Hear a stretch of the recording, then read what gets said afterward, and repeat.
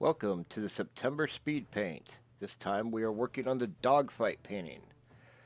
First thing, I set up a grayscale palette and I am toning in the background with those six tones of gray, but I'm not actually using black or white.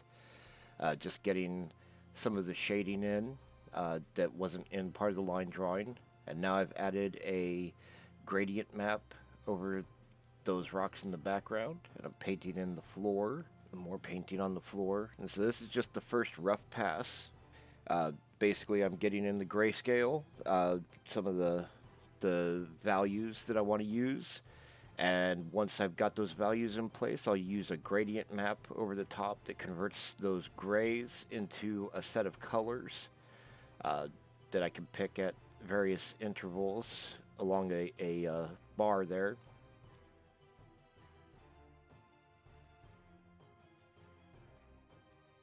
I'm painting in the skull and the bones that are in the cave now.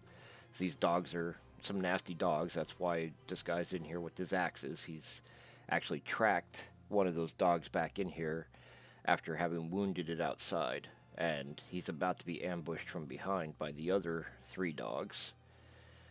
So I'm just laying in the grays on the dog there, trying to get through all of these little dogs and all the little areas of or the little elements of the painting, before I get into refining colors and all that.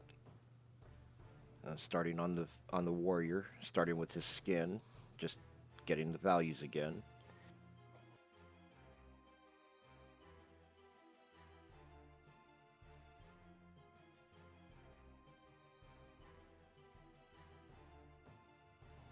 And now I'm picking the colors for his skin that I want to use as a base, and onto the hair.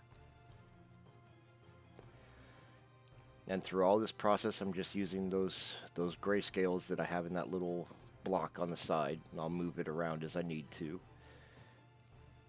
And then once I get all that in, we'll pick a gradient map, choose the colors, and that colors the gray into whatever colors I happen to pick along that value slider. And of course I adjust it a little bit.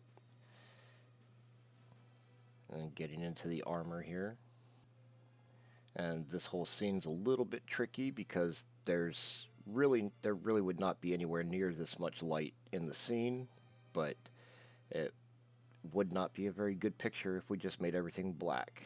So I went ahead and kind of lit him from both sides where the light's coming in through the cave entrance, and of course there's more light than there would be realistically, but I think it looks pretty decent.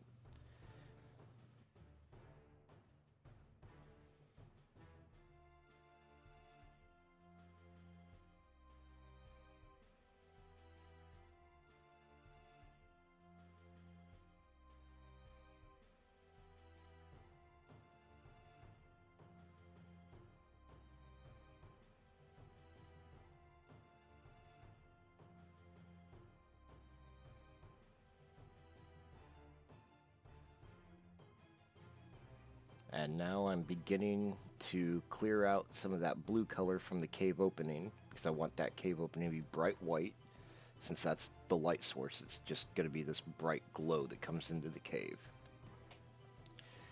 And at this point, I've blended the floor a bit.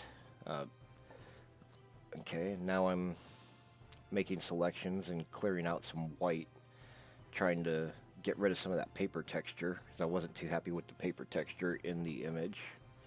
And this red is the quick mask feature, so it's just a selection tool where I paint in red the things that I don't want to select. And I was trying some other things with the colors and tones, more painting in the floor. Because everything has its own layers, I can go all over the place and only affect the areas that I want. Anything that sits on top of that is not touched. Now I was putting in what they call God rays. They're just like sunlight rays shining into the cave. And as you can see, they're going over the top of the character, but I'll erase those out later.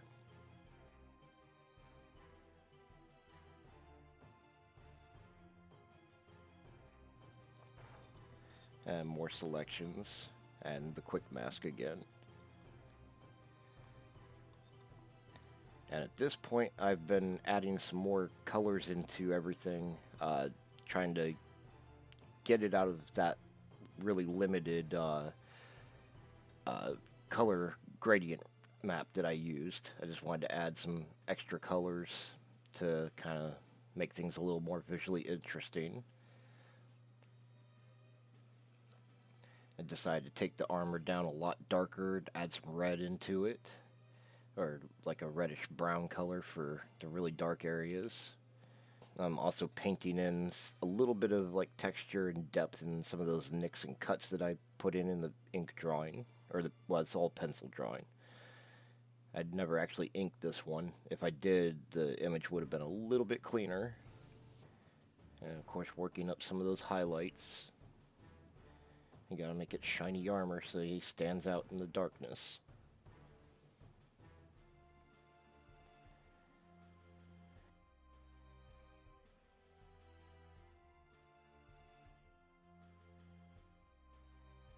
And I decided to go with some really vibrant color in the trim on that armor. So I went with that really bright green and brightened up his pants a lot, gave it a more orange tone. So I definitely wanted the character to be like the most vibrant thing in this scene. And deeper green in his loincloth or whatever that's coming out from under his armor. Adding some more color into the dogs. I definitely want those horns to stand out a little bit. And you'll notice that dog has hooves. All these dogs are a little bit different. And the ones in the background there, they're really kind of misshapen. Working this one in. And trying to soften up those tones and pop out a little bit more of that furry texture. And this is the finished painting. Took a few hours over a couple of days to get that all painted up, and that's the whole thing all at once. Thank you very much for watching.